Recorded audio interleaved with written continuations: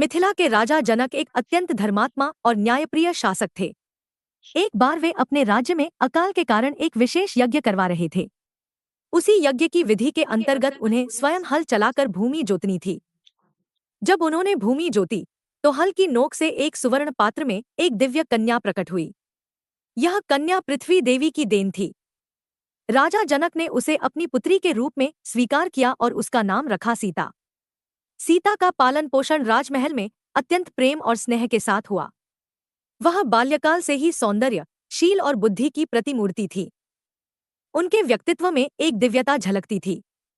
जनक को यह विश्वास था कि उनकी पुत्री का विवाह किसी असाधारण पुरुष से ही हो सकता है। राजा जनक के पास भगवान शिव का एक प्राचीन और अत्यंत भारी धनुष था, जिसे हरधनुष कहा जाता था। यह धनुष इतना भारी था कि बड़े बड़े योद्धा भी उसे हिला नहीं सकते थे। जब सीता ने एक दिन बाल्यावस्था में सहज ही उसे उठाकर खेला, तो जनक ने प्रण लिया कि सीता का विवाह उसी वीर पुरुष से होगा जो इस धनुष को उठाकर उस पर प्रत्यंचा चढ़ा सकेगा। जब सीता विवाह योग्य हुई, तब राजा जनक ने एक स्वयंवर का आयोजन किया और सारे आर्यावर्त के वीर राजाओं और राजकुमारों को आमंत्रण भेजा। स्वयंवर में यही शर्त रखी गई कि जो भी योद्धा शिव के धनुष को उठाकर उस पर प्रत्यंचा चढ़ाएगा, वही सीता से विवाह करने का अधिकारी होगा। देश देश से अनेक शक्तिशाली राजकुमार स्वयंवर में आए। रावण जैसे अजय योद्धा ने भी प्रयास किया, लेकिन कोई भी उस धनुष को हिला भी नहीं सका। राजा जनक अत्यंत निराश हो गए और सभा में कह उठे कि लगता है पृथ्वी वीरों से खाली हो चुकी है। उसी समय महर्षि विश्वामित्र अयोध्या के राजा दशरथ के दो पुत्रों राम और लक्ष्मण को अपने साथ लेकर मिथिला आए थे। उन्होंने राम से कहा कि वह धनुष पर प्रत्यंचा चढ़ाने का प्रयास करें। राम ने गुरुवर की आज्ञा शिरोधार्य की। राम ने सभा में प्रवेश कर राजा जनक को प्रणाम किया, फिर भगवान शिव के उस महान धनुष को देखा। उन्होंने पहले उसे प्रणाम किया और फिर अत्यंत सहजता से उठाया। जब उन्होंने उस पर प्रत्यंचा चढ़ाने का प्रयास किया, तो वह धनुष भयंकर गर्जना के साथ टूट गया। पूरी सभा में स्तब्धता छा गई।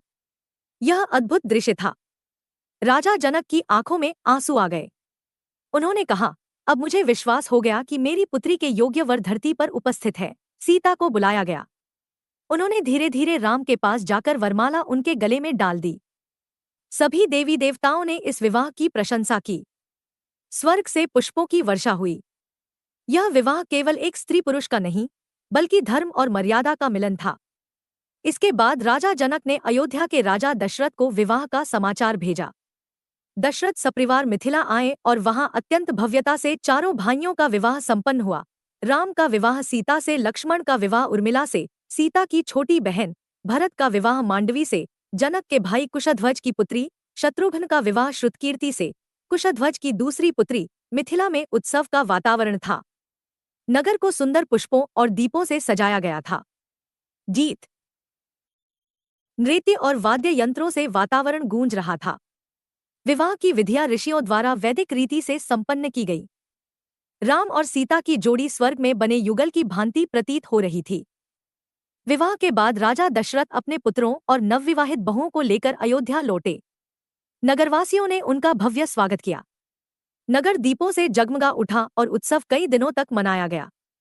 इस प्रकार राम और सीता का विवाह, जो कि मर्यादा, प्रेम और धर्म की नींव पर आधारित था, भारतीय संस्कृति में एक आदर्श बन गया।